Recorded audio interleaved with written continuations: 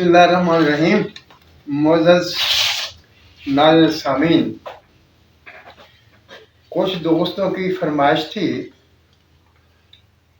बल्कि एक साहब ने तो ये भी लिखा कि आप हमें खुराकी नुस्खे बताया कीजिए जो हमारे लिए फ़ायदेमंद हो। तो मैंने सोचा आज मैं आपके लिए एक ऐसा नुस्खा बयान कर दूं जो सस्ता भी हो और फ़ायदे में आला भी हो, क्योंकि महंगाई का दौर है और जो सबसे बड़ी प्रॉब्लम पाकिस्तान में पाई जाती है वो है मैदे की मर्ज। इसके लिए ये अक्सर नुस्खा है और मैं ये आपसे कह रहा हूँ कि अगर आप ये नुस्खा बना लेंगे और इसे एहतियात से इस्तेमाल करेंगे तो इंशाअल्लाह ताला आपका मैदा बिल्कुल ठीक हो जाएगा, किसी किस्म का कोई मसला नहीं रहेगा। और अगर मैदा ठीक हो जाएगा तो क्या होगा, अक्सर अमराज खुद बहुत ठीक हो जाएगी। ये शुगर वाला भी इस्तेमाल कर सकता है, हाई ब्लड प्रेशर वाला भी इस्तेमाल कर सकता है, जो चाहे इस्तेमाल करे और इंशाल्लाह बिल्कुल इंसान का मैदा अगर ठीक हुआ तो इंसान ठीक हो गया। आइए इसके औज़ान में पहले बता दूं आपको और फिर इसकी बनाने की तरकीब बताऊंगा। हाँ, सबसे पहले इसमें एक लफ्ज़ है बरियान। बरियान करना, इसका मतलब ये होता है कि भूनना, यानी उसे आग पर चढ़ाकर उसे कुश्ता कर लेना, उसे भून लेना, उसे पिलावट ले आना, ये सब बरियान में आता है। यानी इसलिए समझ लें कि बरियान का माना भूनना होता है। जैसे चने के दानों को भूना जाता है, बढ़िया किया जाता है, यही बढ़िया का मतलब है। आप अज्जा सुन लीजिए।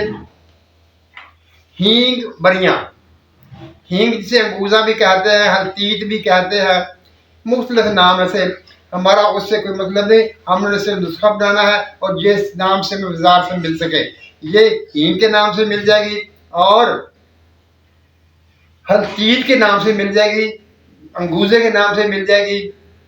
आपने करना क्या है कि हींग को लेकर, वजन में बाद में बताता हूँ, हींग को लेकर तवे पर थोड़ा सा घी डालेंगे और इसको उसमें नीचे आग जलाकर इसको भून लेंगे। जब ये दानेदार सूखी माल हो जाए ये ठीक होगी, इस्तेमाल के काबिल होगी। यही हींग बरिया है। और इसी तरह आगे है सुहागा सफेद, वो भी बरिया है। उसके दो तरीके हैं। अगर तो आप लकड़ी जलाते हैं तो आप ऐसा कीजिए कि सुहागे को जब कोले बने हुए हों तो उसमें चूल्हे में डाल दीजिए। थोड़ी देर के बाद वो फूल जाएगा, उसके फूल बन जाएंगे, उसको फूल को निकाल देंगे, वो सारा बढ़िया हो जाएगा। अगर ऐसा नहीं है, आप गैस इस्तेमाल करते हैं, तो आप कोई छोटा मोटा बर्तन या छोटी सी कढ़ाई लेकर चूल्हे पर चढ़ाएंगे और उसमें ये सुहागा डाल देंगे।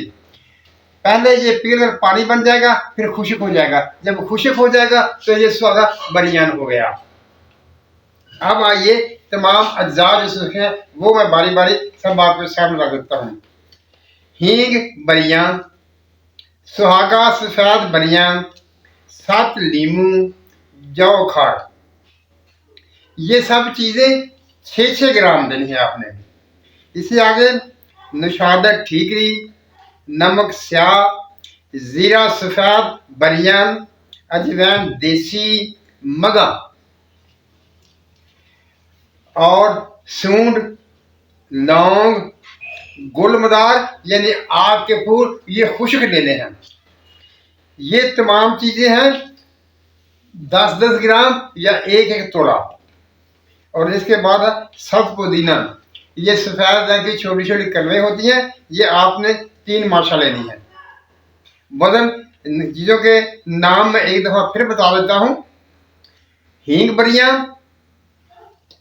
सुहागा सफेद बरिया, 7 लीमू, जौ खार हर एक 6 माशी, नुशादत ठीकरी, नमक स्याह, ज़ीरा सफेद बरियान, अजवैन देसी, मगा, सुंड, लौंग, गुलमदार खुश्क हर एक तोड़ा तोड़ा और 7 पुदीना आप लेना है 3 माशा। अब ये होगा इसकी तरकीब। जो बरियान करने वाली चीज़ें हैं उन्हें आप आग में भून लेंगे और फिर इन सबको पुदीना के साथ, पुदीना के सिवा सबको ग्राइंड कर लेंगे, मिक्स कर लेंगे और बारीक मिक्स पाउडर बना लेंगे इसका। जब ये पाउडर बन जाएगा तो इसमें थोड़ी सी दवा लेकर उसमें सब पुदीना जो है उसको खरल करेंगे। अच्छी तरह खरल करने के बाद उस दवाई को उठाकर सारी दवाई में मिला देंगे। जब ये मिला देंगे तो आप क्या करेंगे, फुल साइज कैप्सूल भर लेंगे। फुल साइज कैप्सूल वो आप इसके भर लेंगे। अगर आप फुल साइज कैप्सूल ना भरने चाहे तो आप गोलियां बना सकते हैं, लेकिन गोली बनाने के लिए थोड़ी सी आपको प्रॉब्लम होगी, इसलिए मेरा मशवरा यही है कि आप इसके फुल साइज कैप्सूल भर लें। एक कैप्सूल सुबह खाने के बाद और एक कैप्सूल शाम खाने के बाद आपने पानी के साथ लेना है, 10-15 मिनट बाद खाने के लेना है। ये था नुस्खा और ये उसकी तरकीब। अब अगर आप में से कुछ दोस्त ये सवाल पूछेंगे कि इसका मिजाज क्या है, तो आपको मिजाज में पढ़ने की जरूरत नहीं है। आप में सब कोई, औरत हो या मर्द, या छोटे बच्चे को 5 से 6 साल के बच्चे हो तो उनको नहीं देना, उसे बड़े बच्चे को 9-10 साल का बच्चा अगर है तो उसको भी आप दे सकते हैं। मर्द भी इस्तेमाल कर सकते हैं, औरतें भी इस्तेमाल कर सकती हैं। पानी के साथ इस्तेमाल करना है, एक सुबह करना है, एक शाम करना है। कुछ दिन सुबह शाम इस्तेमाल करेंगे तो फिर एक रोज का इस्तेमाल करेंगे। इससे आपका मैदा मुकम्मल तौर पर बिल्कुल ठीक हो जाएगा, कब्ज नहीं रहेगी, गैस नहीं बनेगी, मैदा मजबूत होगा, हर चीज हजम होगी।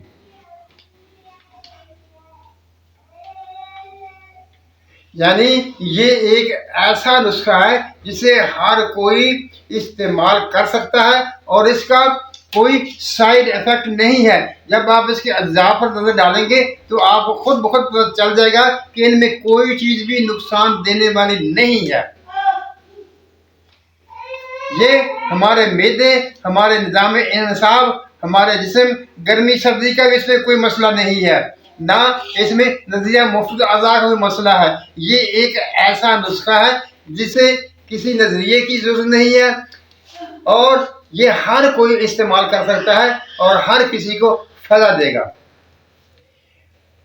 ये तो नुस्खा मुकम्मल हो गया, मैंने आपके सामने रख दिया।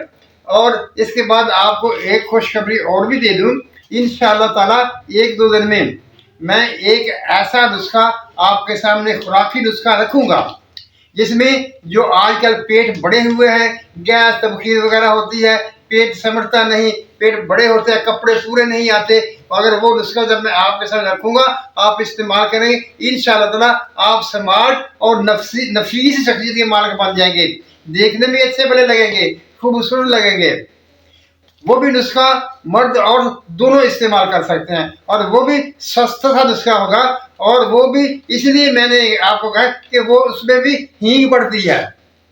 ये 2 नुस्खे आपके सामने हींग के आ जाएंगे, एक मैंने आज आपके सामने रख दिया और एक फिर 1-2 दिन में मैं आपके सामने रख दूंगा। अल्लाह ताला हम सब पर रहमतों की बारिश करे, हमें सच बोलने, सच सुनने और सच पर कायम रहने की तौफीक अता फरमाए। आमीन। अल्लाह हाफिज।